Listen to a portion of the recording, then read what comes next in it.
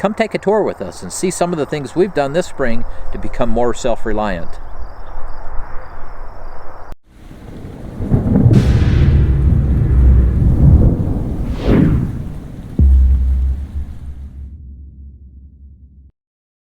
Hi, I'm Kylene. And I'm Jonathan, and we are the Provident Preppers. We have been prepping for many years, and each year we try and become a little more self-reliant. This year we have decided we really need to up our game a bit so that we can be prepared for whatever happens as we look at the pandemic and the trouble it's causing with the economy and the food supply. In this video, we'll take you on a tour of our little homestead and let you in on a few of the things that we are doing differently so that we're prepared for the challenges ahead. Let's get started. We wanted to give you just a little tour of our homestead and some of the things we're doing this spring so that we are even more prepared than we have been. I think we all understand the importance of self-reliance and the great peace that brings to us. You don't have to look very far to see all the headlines out there, all the things going on with the stock market and unemployment, possible food shortages, and of course coronavirus and all the trouble that is creating. But the reality is we can do a lot to take good care of ourselves and to help those around us. One of the things that's really important to our family is that we have a good stockpile of important supplies that we need. This is our bottle room, and it was really sweet. As I was looking for pictures, I found this picture of Sam and John years ago when they were building these bottle shelves for me. And you can see Sam, he's just a little kid in this picture, and yet now he's a grown man, and he has those skills that he's been taught by his father so that he can take care of his own family. A good stockpile of supplies is an important part of being self-reliant, and you need to choose what supplies you need to stockpile. Mama has made it clear to me many times that she does not want to be without a washing machine. So since our machine was about 10 years old, we decided it was time to go out and get one while we knew we could. This also helps support the economy. We also wanted to replace our chest freezer, which is about 25 years old. It's still working well, but we wanted to do it now while we knew we could. We are having a real struggle trying to find a chest freezer. We finally found one that we could order, but they're saying supplies may not be available till October or November. Now, hopefully it'll be sooner than that. It is getting harder to find some things. A big part of self-reliance is having a food production infrastructure. For us, that means a landscape that can feed our family. And chickens are a huge part of that landscape. If you click on the card in the corner, it will take you to a post that we created about how our chicken food forest is a fantastic thing. It provides us with eggs. The chickens do all the work in the orchard, and there is very little smell or mess. It's been a great design that has worked really well for us, so you might want to check that out. Chickens are an important part of our self-reliance program, and in the past, our hens have never successfully incubated their own eggs, and we've always kept a rooster so that would be a possibility, but it just isn't working for us, and we needed to have more control. Anybody who tries to mail order chicks right now or pick them up at the hardware store will find that they are in short supply because other people are trying to be more self-reliant, which creates a supply and demand issue. We decided it was finally time to purchase an egg incubator so that we could hatch out our own chicks. That can help us maintain our supply, and it can also help us as we share with our neighbors in need. And you have to understand there is a learning curve with this. We already did one batch before the one that you see here. And because we didn't fully understand what we were doing, it didn't turn out quite so well. But we've learned from it, and now we're ready to have a full-blown production. Yeah, we're going to do it. It's going to work this time. It's going to work. As part of that self-reliant infrastructure, we like to plant edibles within our landscape and do all that we can so that our land will support us. In this photo, you see that we needed a windbreak and a privacy screen. On the north side of these trees is where we have our large vegetable garden, and we have some pretty impressive winds here, so we needed a good windbreak. We designed an infrastructure that will provide us with fresh apples from August through November. It's a windbreak, and it makes it so that we have a little bit more privacy. If you look at the lower left-hand corner, it's hard to make out these bushes, but on the other side, on the street side of the fence, we have planted buffalo berries. Buffalo berries will fix nitrogen into the soil, and the fruit trees are heavy feeders. And by doing that, those buffalo berries will help provide the nitrogen to the fruit trees, which it creates kind of a forest environment. Another thing about the buffalo berries is that the berries are edible and they are really nice and thorny. So by planting them on the exterior of that fence, it provides one more layer of protection or discouragement from people who might want to access our property over that fence. We want to make sure that we use every part of our land to grow food, and so edges are important. Notice this chain link fence that keeps the chickens in this fenced orchard. On the outside of that fence, we are growing blackberries. And at the base of those blackberries, we have planted a variety of medicinal herbs. These herbs serve a few different functions. One, they provide us with the herbs that we need. Second, it creates a living mulch which helps to retain the moisture and crowd out some of the weeds. And then third, they serve as insectaries, which attract the beneficial insects and maintain a balance in the orchard as well as near the blackberries. And we've done the same thing. These are our little boysenberries, and you can see some of the herbs coming up below us. The garlic is especially prominent. I should note that the photos that we are showing you, most of them have been taken within the last week. So this is what our homestead is looking like right now in May. Another way that we're using the edges is for our Phoenix Tears goji berry bushes. These fix nitrogen into the soil. They're heavy producers, produce lots of goji berries, and they look very beautiful. Spring is the perfect time for sharing starts. Sharing those starts enables our friends and neighbors to become a little bit more self-reliant in their own yard.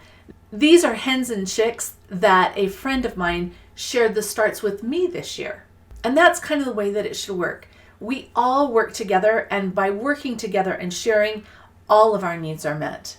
And of course, there's spring cleaning to do. There's always a few things that need to be cleaned out.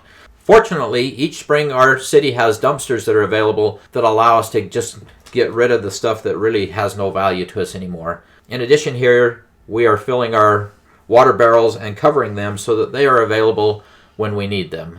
And yes, we are living in a nightmare. My worst nightmare has occurred.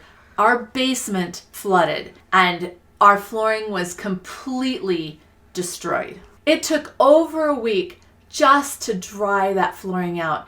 And during that time of pain and suffering, I became determined that this would never happen to me again. And you cannot prevent all accidents. But what I can do is put in a flooring that will not be destroyed by a little bit of water.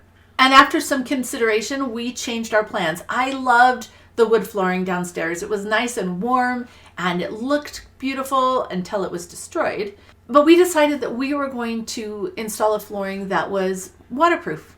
So we are staining our concrete floor, and we are going to purchase a whole bunch of nice rugs that we can put on top. Next time, if the flood ever occurs again, it's a matter of hanging the rugs out to dry and mopping up the water on the floor. Yes, it's going to be colder. It's not as nice as a wood floor. As we were looking out to the future, we just decided that this was the best choice for our family. For years, we have intended to put some security bars on these ground level windows. This is for a couple of reasons. We have energetic grandchildren who sometimes get a little bit wild, and we've worried about them falling through one of these windows. Obviously, it also takes care of some security needs that probably should have been met before now. One of the really cool things that I liked that we did was our video doorbell. So no matter where I am, I can see who's at my front door and talk to them from my cell phone. It's great. And we mentioned just a little bit about this before, but I am totally into the Thorny security landscape. This is a street view from our house, and you can see this row of goji berries. These were actually from Tibet, and they're a different kind than the Phoenix Tears, but they grow into a really nice, tall, dense hedge, and they're thorny. So what this has done is it's provided a windbreak for our kitchen garden that's right behind it, and it also is a visual screen so that nobody can really see what's going on back there, and it really prevents anybody from being able to comfortably climb over the fence. And in the front, if you look on the lower left-hand side of the screen, you'll see the front part of that fence where we have black raspberries planted. Talk about some wicked thorns. And yet all of this produces food for our family. And not only our family, but we have learned that rabbits love goji berry leaves. Speaking of rabbits, These are Kenny's rabbits, and since Kenny is a very social creature and she couldn't be with her friends as much as she wanted, she decided that she wanted rabbits. Well, as a dad, I have had my gut full of times when the kids want animals and they like them for a couple of days and then I take care of them for the rest of their lives. In this case, I told Kenny if she wanted to have rabbits, she needed to do it as a business. And she has done just an excellent job of taking care of these rabbits and is starting a very successful business. And for me, the fertilizer production from these rabbits was the reason why I was all in, because I love rabbit manure in my garden. Then Sam had to get into the act. He has a little less tender heart than Kenny. It's true. And he decided he wanted to raise meat rabbits. We built these cages with a lot of repurposed materials, and now he has started his own business also. One of the reasons why we wanted to do this is for a potential meat source.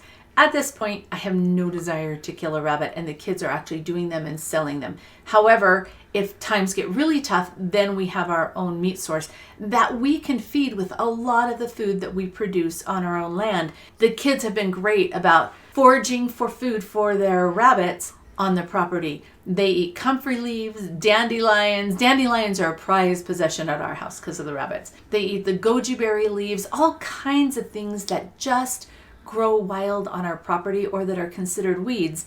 And they supplement the feed with that so that we reduce the cost of the pellets that we feed these rabbits. By now you know that I am happiest when I am out in my garden. And a huge part of being self-reliant is your ability to produce food on your own property. We wanted to do a better job of closing that loop and making sure that we didn't have to use as many outside inputs in order to successfully produce our own food. We are taking a biointensive gardening class from Tom Bartels. He showed us how to make these worm bins. We got busy and found an old freezer and an old refrigerator. Our intent is to recycle our waste and be able to turn it into worm castings that are black gold in a garden and really help you to grow stronger, healthier plants. And you can look forward to a video on that sometime in the near future. Another design from Tom Bartels is this infrared solar dryer. I have wanted to do solar drying for a long time, and we've looked at a lot of different designs, but I really like this design. This was something that I was able to build in a fairly short period of time, and we actually plan to build 4 more of these. We've got the materials to do that. This first prototype has taught a lot of lessons, and I think we're getting it down. And you can tell that it is only May, and I am already drying things in here.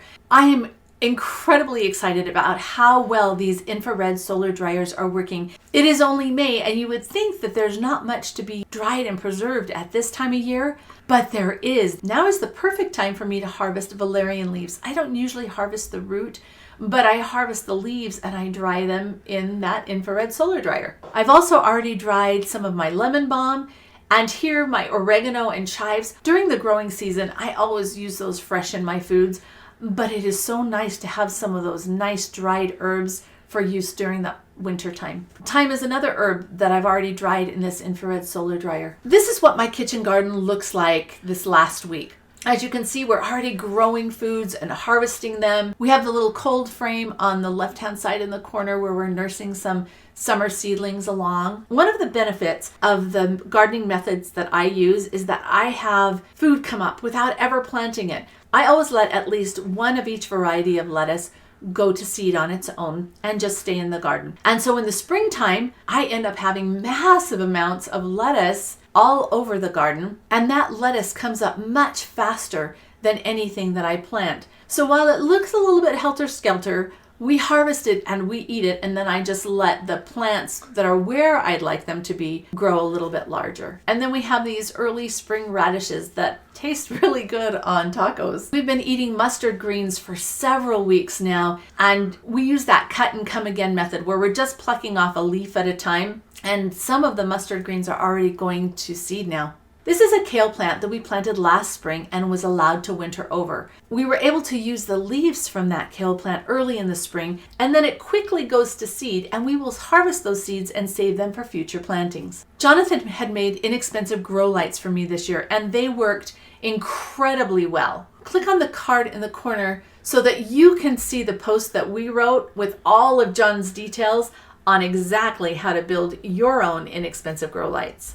And before planting those plants that were grown underneath those grow lights directly in the yard, it's important that we harden them off. And that means that we give them a little bit of sun and some shade outside for a little while. It's a process that takes several days, and that makes it so that the plants won't get windburned or sunburned and that they will be nice and hardy. So that's an important step. And last week was transplant week.